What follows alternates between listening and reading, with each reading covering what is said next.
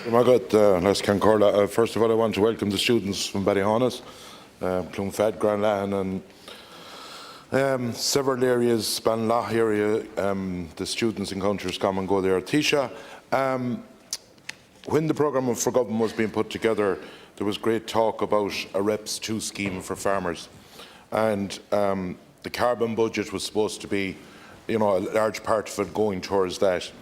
And in fairness, and the Minister, I've talked to him many a time, in the line of the new cap, I have gone to Marts when it's not popular for opposition TDs to stand up and agree with a new policy in the line of cap, or the ANC policy, or indeed the new organic payment that's coming out.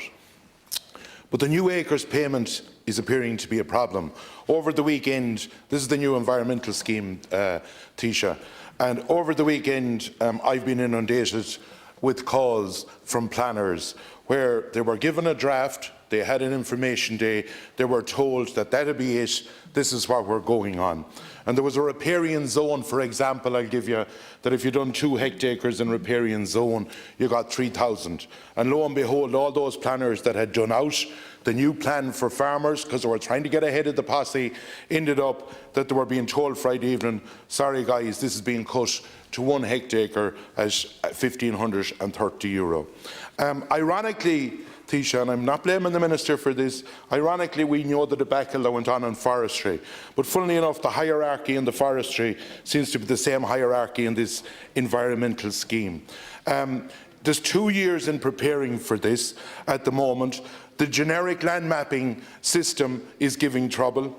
The whole basis of where we're going in this scheme is very hard for a smaller farmer on 30, 40, 50 acres, which it should be targeted at to make sure that we get as many people as possible in.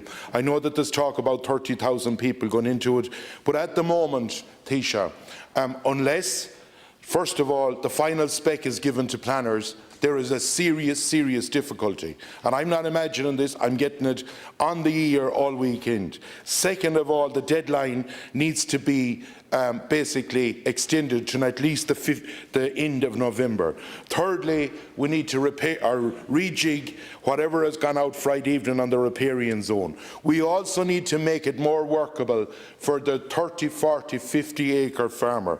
And I am asking you, along with your Minister, will ye basically, as a government, make this as workable as we can for those smaller farmers and come clean to the planners that's at it at the moment? Because what has happened is plans are done out already and now they have to be rechanged since last Friday evening. People, when you ring them and tell them you were getting 3,000 for that paddy, but now you're getting 50 and 30, you know what you'll get yourself on the phone from those planners. And I would ask you, will your government look at this? First of all, I thank the Deputy for raising the issue and to say that, as you know, the new acres scheme is about 1.5 billion over 5 years, largest ever, 50% higher than the previous scheme. And in relation to the riparian scheme, it still remains 2 hectares for 3,000. Okay, there's no change there, and it hasn't been cut or changed. So I think that's important that that clarity is out there. Okay, and I just confirmed that with the Minister for Agriculture. There's no change to that. It's a scheme that we want to see rolled out as quickly as we possibly can. And as you know yourself, and like the carbon tax receipts, there's about 1.5 billion has been retained from the carbon tax revenue to fund and contribute to this ambitious environmental scheme also. The anticipation is 50,000 participants, a maximum payment of up to 10,500 to individual farmers. And under the next CAP programme, which starts in 2023, 723 million of carbon tax funding has already been allocated to support sustainable farming practices through a flagship agri-environment climate measure. So there's a variety of other supports there. Your point, we do want to make it as workable as possible.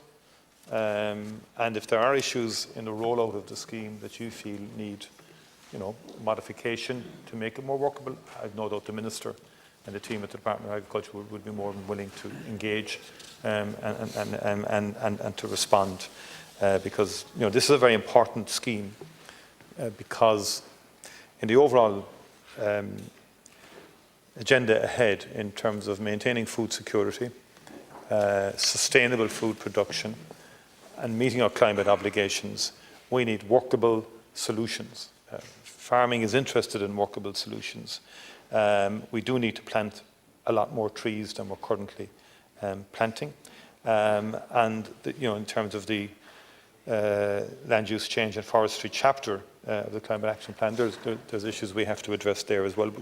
What we want to do is create funding streams for farming and for agriculture, and also to have sustainable food production. So overall, I hear what you're saying, but I just want to assure you that we're up for making this as workable as possible. I know that the Minister McConalogue is engaging in a process with both the dairy sector under the chairmanship of Professor Jerry Boyle, and former director of Teagasc, and Tia Hennessy and UCC, Professor Hennessy, and in a range of specific sectors to make sure that we can have a workable model here.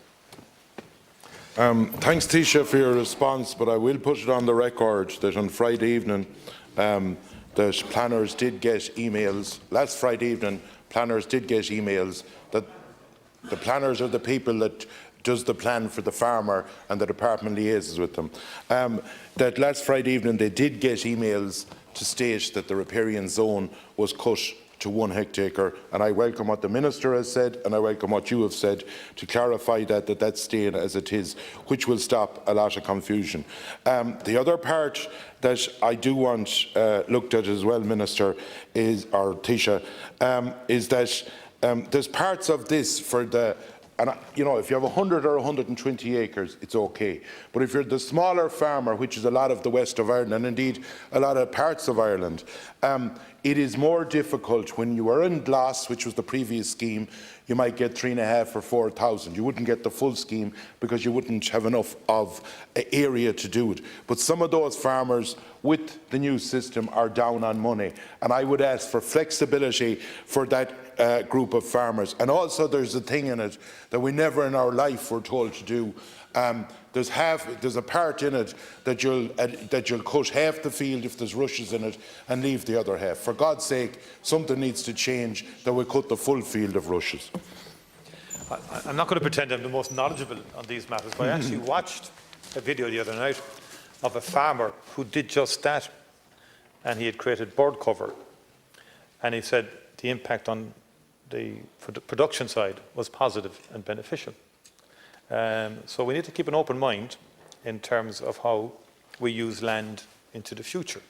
And we have to broaden our horizons too in some respects. And I think those 30, 20 acre farmers you're talking about could benefit a lot from this, in my view.